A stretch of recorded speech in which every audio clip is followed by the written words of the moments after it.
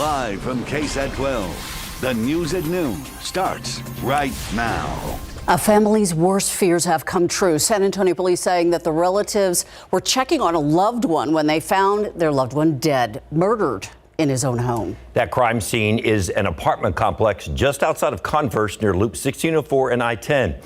As Katrina Weber reports, police had been called there more than once overnight.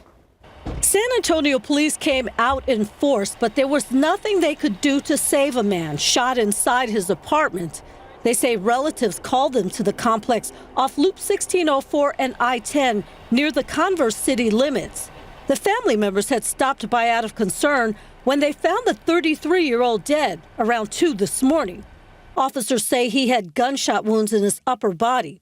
They did not find any weapons or anyone else inside the home, but investigators spent time carefully looking for anything else they could find. From what police told us, this was not the first time they were called here to the Arcadian apartments overnight. They say they got a call just before midnight about gunshots, but at a different apartment. And they say they found nothing there. A police report says neighbors later told officers they did hear arguing and gunshots coming from the victim's apartment. But it wasn't until family members found him dead that police realized they had a murder case on their hands. It's a case so far without any suspects. Police say the shooter was gone when they got there, and they have not arrested anyone yet. Katrina Weber, KSAT12 News.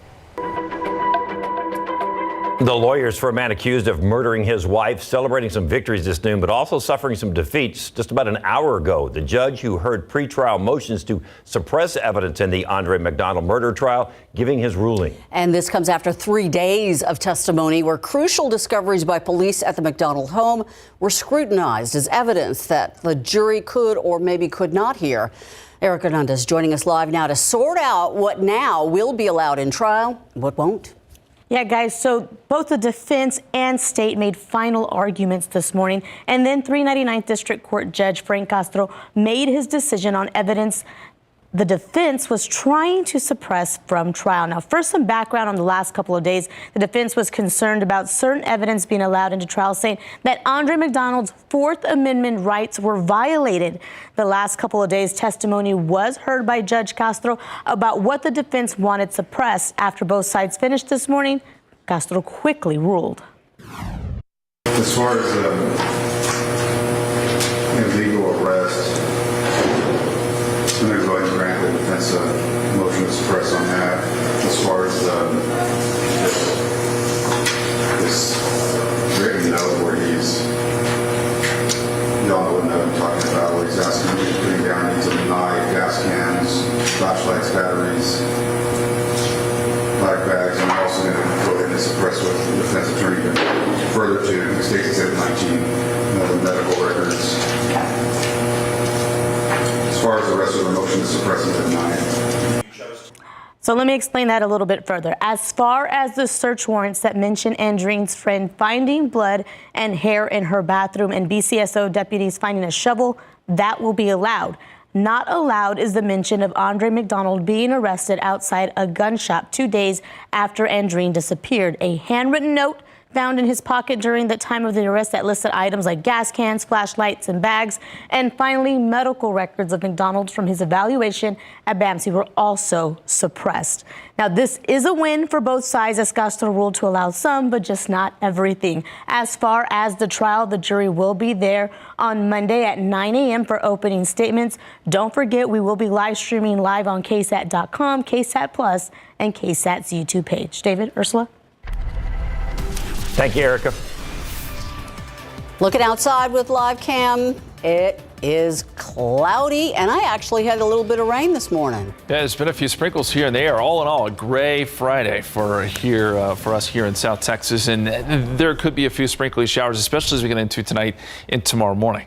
Let's look at the radar and see what's out there right now. It's all really light stuff, but we're noticing some returns out near Gonzales, up towards LaGrange, and a few showers just south of San Antonio there in Atascosa County. All of this amounts to really just a few sprinkles. We're still pretty dry at the surface, so a lot of this is evaporating before it hits the ground. 59 degrees at the airport right now, 63 in Uvalde, 62 in Hondo, around Bexar County, right around 60 or so. And these temperatures just aren't going to move much. With this cloud cover in place, temperatures hold pretty steady throughout the afternoon. Here's KSAT 12-hour forecast. We're thinking close to 60 this afternoon, 56 at 7 p.m., and then down into the low 50s by midnight. We start to add to those rain chances just a little bit by tomorrow morning. And we've got another decent chance of rain headed our way next week. We'll take a look at that coming up in just a few minutes. Thank you so much, Justin. It took crews hours to put out a fire at an electrical company on the city's northeast side. Part of what made it such a challenge, the size of the building. Alyssa Cole reports crews also had to cut a hole in the buildings to get to those flames.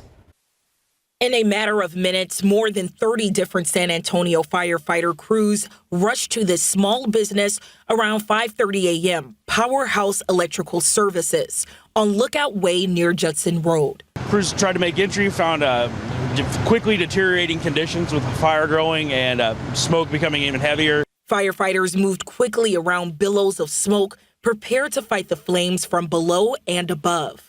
The decision was made by command to go defensive on the structure due to the type of construction and the potential for a collapse. This warehouse is so large, firefighters had to stage themselves around the building at different angles to attempt getting in different ways, including the side of this building where crews use special machinery to create a hole to get inside. Using what we call a K12 or a circular saw just to cut into to open up the garage doors and be able to fight the fire from the outside to get some of our larger streams so we can get water into the inside of the structure. They expect the fire to smolder for the next several hours, and officials will place firefighters on watch throughout the day to keep an eye on hotspots. Alyssa Cole, KSAT 12 News. DPS troopers had to send out the chopper to find a driver that decided to try and get away from Bexar County deputies overnight, first in a car, then on foot. It happened just before 2 a.m. near the intersection of Panda Drive and Marlena Drive on the northwest side near Loop 410. The Bexar County Sheriff's Office says the deputy tried to pull the speeding driver over, but that driver took off in his Dodge Charger. The deputy did not chase him. However, that driver later crashed into a parked vehicle, got out, tried to run. The DPS helicopter found him a few blocks away and he was detained. BCSO says the man appeared to be intoxicated. The battle on now between the district attorney who is handling the shootings on the set of the movie Rush and lawyers for Alec Baldwin. Tim Pulliam reports the charges of involuntary manslaughter will be charged against the actor at the end of the month, but he's planning to fight it. Today, Alec Baldwin is waking up to pending criminal charges.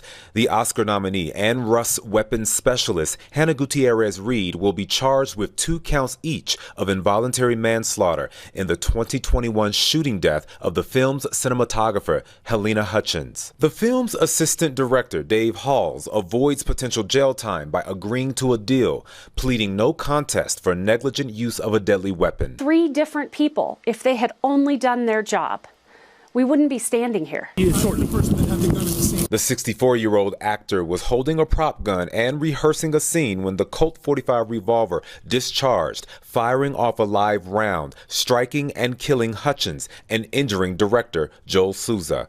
Baldwin has maintained that he never pulled the trigger. They were not doing the things that they should have been doing in order to have a safety conscious and certainly with guns, a gun conscious movie set. They had the book thrown at them. I mean, this is the maximum possible charges that could have been on the table, because you're not just talking about involuntary manslaughter.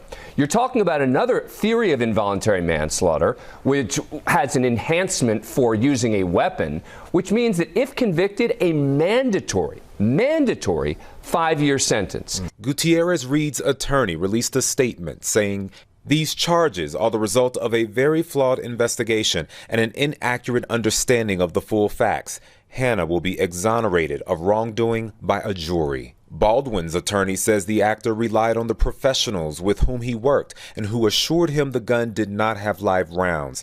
"We will fight these charges and we will win." The district. Still coming up, the Spurs' Keldon Johnson coming off a fresh career high. Can he keep momentum going when they welcome in the Clippers tonight? A preview coming up with that matchup. Barbecue, a way of life in Texas, and some local high school students are ready to put theirs to the test. How they're making sure the recipes have what it takes.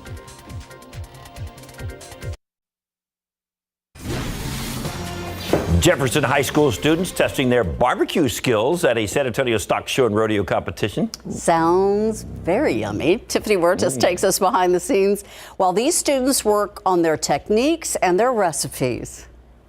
This is what we do. Jefferson High School students have been preparing for months. We've got some great poultry chefs here that they're gonna run with it next weekend at the rodeo. The Mustang team will be competing at the San Antonio Stock Show and Rodeo's Junior Pitmaster Challenge next weekend. I've been exposed to different cultures, and I've also learned how to cook a variety of meats, and I'm just really excited on what I've learned and how I could use it. We still got a little bit to go. Teams from across Texas will test their barbecue cooking skills for a chance to win a scholarship. This competition, it just encapsulates everything that we want our kids to really fully enjoy.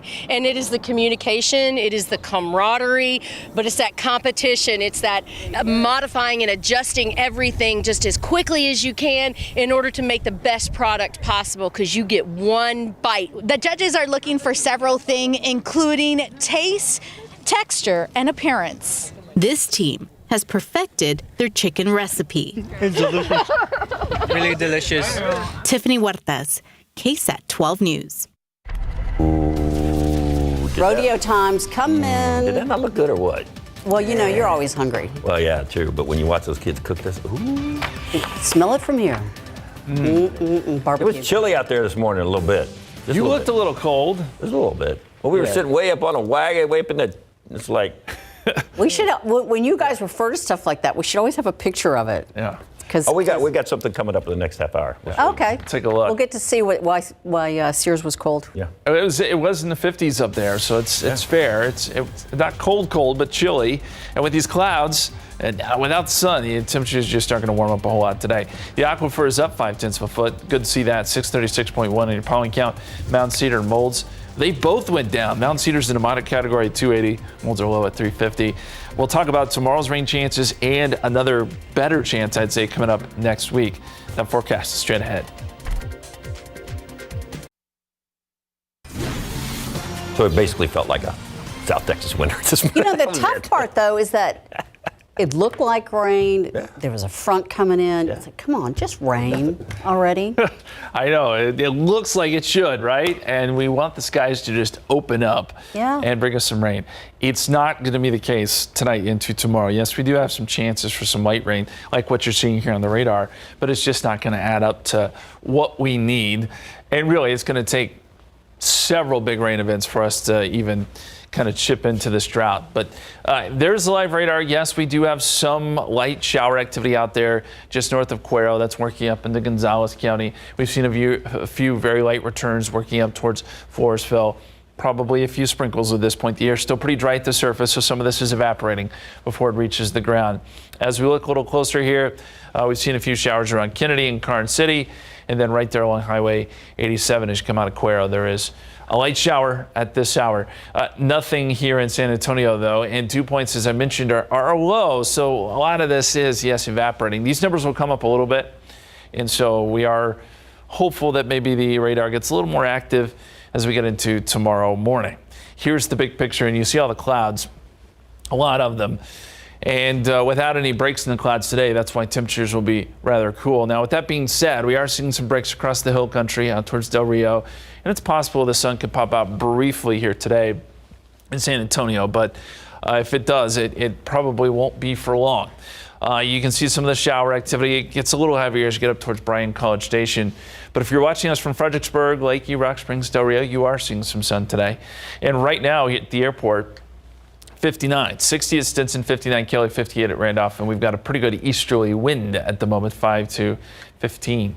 Your KSAT 12-hour forecast, we'll bring it up to about 60 this afternoon. Just a very, very small chance of a shower. And then as we get into tonight, temperatures hold pretty steady, low 50s by midnight. And then our rain chances tomorrow, well, we'll bring them up to about 20%. I'd say that's 4 a.m. to about noontime is when you can expect to see maybe a little bit more activity on the radar. Again, it's It's nothing to write home about. And as we look at water vapor, here comes our storm system. We can see that little twist in the atmosphere right there. That's what's going to be moving at least towards the middle part of the country and then bringing some energy in our direction. And it's helping to bring up some of that moisture from the Gulf of Mexico and some of those clouds. So here's our forecast. A lot of clouds today, as we've said, and by tomorrow morning, this paints the picture of a few more showers, sprinkly showers here and there. We've got a little low that will develop along the coast, and that'll ride up along the coast and probably bring a little better rain chance there to the coastal counties. But by midday, a lot of the rain starting to move out. And we're going to watch this clearing line very closely. When does it move through? That'll play a big role in how warm temperatures get tomorrow, but probably stays cloudy through at least the early afternoon before we see a little bit of clearing. And then our front comes through. That brings some gusty winds with it early on Sunday, but it clears out Sunday, and Sunday is going to be a beautiful, beautiful day. So if you have plans this weekend, Sunday may be the better day. 68 degrees and sunny and windy. There is that chance of showers, though, Saturday morning, 61 the high on Saturday. Let's look down the line now. This is Sunday morning. That system moves away. Here comes our next one. This one, we're a little more encouraged about. We have maybe a little more hope that this brings some better rain chances as it pulls into Texas. This is 9 a.m. Tuesday, shows some widespread rain. Now, I don't think it'll be this widespread, but 40% chance, some showers, maybe some downpours. Boy, that would be great. And then a lot of this would start to push out by Tuesday afternoon. So that's something we'll be keeping an eye on next week. 61 tomorrow, as we said, 68 Sunday, 69 Monday, 58 on Tuesday with that chance of rain early. And then low 60s Wednesday, Thursday. Could see some temperatures in the low 30s Wednesday and Thursday morning, guys. Let's hope for real rain. Thank you. Oh, you know, Cowboy fans and even non-Cowboy fans are going to be watching this weekend. Cowboys take on the 49ers. But a lot of people are concerned about, have the Cowboys had enough time to prepare since they played Monday night? And the Spurs broke their losing streak the other night thanks to that guy right there. Can they keep it going and start a winning streak? We got to look at tonight's matchup coming up. Pro football coverage powered by Davis Law Firm. Hey, for the second straight day, safety Jerron Kearse was limited in practice. Remember, he injured his knee in the third quarter of that Cowboys game against Tampa. Defensive end DeMarcus Lawrence also nursing that nagging foot injury, and that brings us to a little scheduling controversy. There has been some talk about the Cowboys getting ripped off a couple of days of preparation for San Francisco since they played on Monday Night Football. The 49ers got a couple of extra days to get ready for Dallas since they played and beat Seattle last Saturday. But what do the stats tell us? The Cowboys are 2-0 in games where they have had only 5 days to prepare, and Mike McCarthy is 5-1 in his last 6. That included a short week following an appearance on Monday Night Football. We've played in all the different combinations of, 6-day week, 7-day week, 8-day week. So we this is nothing new for us. So we haven't had a schedule or won't have a schedule that we don't have experience in, because so much of your preparation is about the flow and the specifics of getting things perfect, and because perfect preparation is attainable, and that's just that's our approach weekly. Kickoff Sunday afternoon, 5:30. Buffalo Bills, Damar Hamlin. A long road to recovery ahead of him. That is according to Hamlin's longtime friend and business partner, Jordan Rooney. Rooney said, quote, despite being out of the hospital, Damar still has a lengthy recovery. Damar still requires oxygen and is having his heart monitored regularly. The statement comes just one day after Bills head coach Sean McDermott told the reporters that Hamlin has been at the team facility almost daily. The 24-year-old safety went into cardiac arrest during a game against the Cincinnati Bengals back on January 2nd. Hamlin's spokesman also said that he's upbeat and positive and ready to continue to overcome. And the Spurs return to practice court to get ready for the LA Clippers, who are in town tonight. It'll be interesting to see if Kawhi Leonard actually suits up after he was held out of the Jazz loss on Wednesday. He was not on the Clippers injury report last night. Keldon Johnson is coming off his career-high 36 points.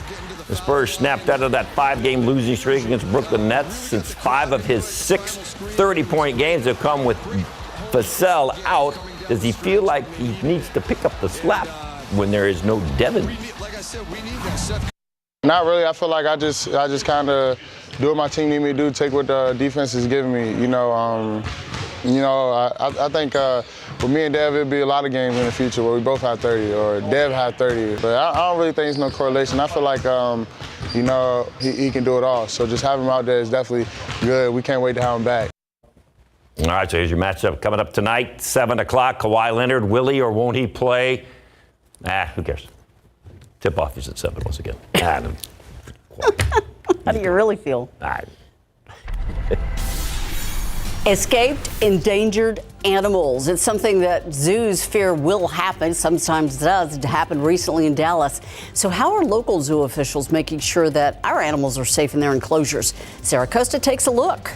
37 million people's personal information accessed by hackers. That's according to T-Mobile. What information was accessed?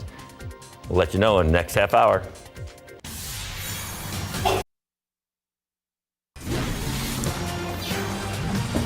Late-night Walmart shoppers at a store in Indiana had to run for cover when the gunman began shooting. ABC's M. Nguyen reports that gunman was someone the store knew well as the victim he apparently was targeting.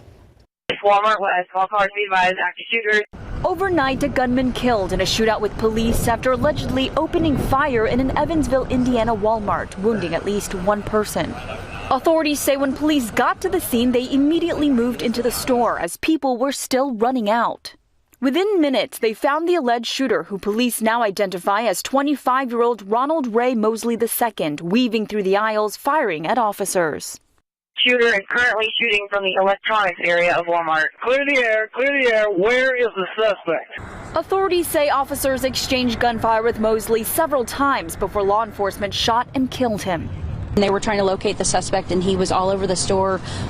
He would shoot at officers and move. The Evansville Police Department confirming Mosley was a former Walmart employee who may have been co-workers with the woman he shot. The victim was taken to the hospital and able to talk, though her condition is unknown. No officers were injured. Officers were on scene very quickly, went right in to Walmart. Walmart in a statement saying the entire Walmart family is shocked by the senseless violence. Our hearts are with our associate at this time. This incident follows a mass shooting at a Southern Virginia Walmart last November, where a manager shot and killed 6 co-workers before turning the gun on himself. It's not immediately clear what the suspect's motive was behind the shooting. That Walmart will remain closed as the investigation continues. M. Nguyen, ABC News, Washington. Boeing has been ordered to appear in a Texas federal court next week. The aerospace manufacturer set to be arraigned on a fraud charge involving the certification of the 737 MAX. The case is connected to a 2019 crash where all 157 people on board were killed, leading to a 20-month grounding of that particular aircraft. Boeing entered into a deferred prosecution agreement with the federal government back in 2021, but it did not involve family members of crash victims. They argued to the court that they should have been allowed to participate in the case, and a judge agreed. Now families of the victims or their attorneys may speak at the arraignment. Word is out that a hacker got the personal information of 37 million T-Mobile customers. The company revealed that breach in a regulatory filing on Thursday, but the breach actually happened back in November. T-Mobile says the bad actor took data that included users' names, addresses, emails, phone numbers, and dates of birth. That said, no social security numbers, credit card information, PIN numbers, or passwords were exposed. T-Mobile says it is in the process of notifying all the people who were affected. Alphabet, the parent company of Google, announced Friday it is cutting about 12,000 jobs. Alphabet grew its workforce by more than 50,000 employees during the pandemic as demand for its digital services boomed, but in recent quarters, business has slowed for the company. In an email to employees, Alphabet's CEO said, quote, "We hired for a different economic reality than the one we face today. The layoffs will affect roles across product areas and regions. Affected U.S. employees will remain on the company's payroll for 60 days and receive at least 16 weeks severance pay." Alphabet joined a number of other companies in the tech sector eliminating jobs after expanding during the pandemic. Approval for an experimental treatment for Alzheimer's disease is now on hold. The U.S.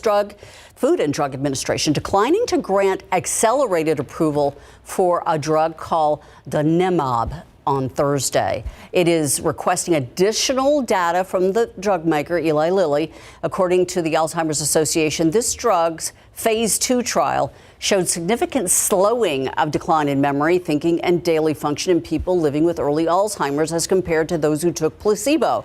Eli Lilly plans to file phase 3 clinical trials data later on this year, hoping it'll get full FDA approval. Outside with live cam, it's like you just want to reach up there and grab a couple of those clouds and squeeze them, see if you can get some rain out of those things. Like, come on. Yeah, that drought monitor was not pretty. If only that worked. I mean, it has been just a stretch here of just really almost a year and a half of no rainfall. And I know we want some so badly. There's going to be a little bit tonight going into tomorrow morning. I think our better chance probably arrives next week, and that's going to be Monday night into Tuesday. Let's start with the satellite pictures, show you what temperatures look like. All these clouds really holding temperatures in check today. We're at 59 degrees at the airport, 62 Hondo, 63 Uvalde. Out in the sun, though, 70 in Del Rio right now, where it is partly cloudy. 57 Boulevardy, 57 in Seguin, 58 out in Gonzales, a few showers there. Our KSAT 12-hour forecast, if you've got plans this evening, temperatures will hold pretty steady. It won't be cold, but not warm either. 56 degrees at 7 o'clock, 54 9 p.m., 53 by 11 o'clock, and our rain chance is really only about 10%. We bring that up to 20% by early tomorrow morning. If you missed the pollen count earlier, it was good news. Mountain Cedars moderate at 280, Boulder low at 350. Both of those numbers came down. Here's a look at the weather headlines. Only a few showers tonight, early Saturday. We'll get some clearing on Sunday with some gusty winds, and then we're hopeful for some rain chances on Tuesday morning. We'll investigate that chance a little further coming up here in just a few minutes. All right, Justin, thank you. The Dallas Zoo forced to close for a day last Friday after a hole was intentionally cut in the clouded leopards enclosure, and that allowed one of the leopards to escape. Then a second hole that was cut was found at another enclosure. Scary stuff. Sarah Costa spoke with our San Antonio Zoo about how tampering with habitat enclosures for their animals is actually more harmful for the protected species than the public, and how they can keep their animals and their visitors safe. It's a zoo's worst fear when one of their endangered animals escapes, and it's what happened to one of the clouded leopards at the Dallas Zoo last week. We don't know how it came up missing. But thankfully, the leopard named Nova was found within a few hours on the zoo property near her enclosure. However, someone knowingly damaged her habitat. But we do know that the fence that it escaped from was intentionally cut. The next day, another intentionally cut hole was found on one of the monkey exhibits. No monkeys escaped or were hurt. The San Antonio Zoo says in most cases, messing with animal habitats does more harm to the animals than to the public. They know that habitat, they are provided for in that habitat. They get their food brought to them every day. They get mental stimulation. They have, that is their home. Rachel Malstaff is the director of mammals at the San Antonio Zoo. She explains that an animal escaping its enclosure can also be extremely stressful for it. If they're a herd animal, if they're in a primate in a troop, that's their family members. So if them to be outside of that group, that can cause a lot of stress to them. And again, not necessarily be able to find the food they need to survive. The San Antonio Zoo has 15,000 animals, including fish and birds, 812 species. Out of them, 95% are endangered or critically endangered. It's why the zoo says it's so important to keep them safe. There may be very few of that species in the wild, actually. So we want to be able to preserve that species. We want that species to be around for 100 years plus to come, for years and years to come. Educating the public about those endangered species and preserving them through procreation. For example, Frida, a 3-year-old jaguar, was brought to the zoo last year in hopes that her and Balam, the male jaguar, will have a baby in the future. Malstaff says to keep these protected animals safe, their staff does daily exhibit integrity checks. They're checking in the wire mesh, they're checking the barriers, and they're going through making sure everything is safe for guests, for themselves, and also for the animals, too. On top of having 24/7 security, the zoo also brings in outside contractors to do more thorough checks once a year, and are always prepared for an emergency. So we do regular drills throughout the year to plan for any emergency situations, so that way staff are prepared, even for animal escapes or for either weather situations or the whole list of drills that we prepare for. Sarah Costa, KSAT 12 News. Gorgeous animals, aren't they? Beautiful. A theater chain shutting down dozens of cinemas, why Regal is closing more than 30 locations.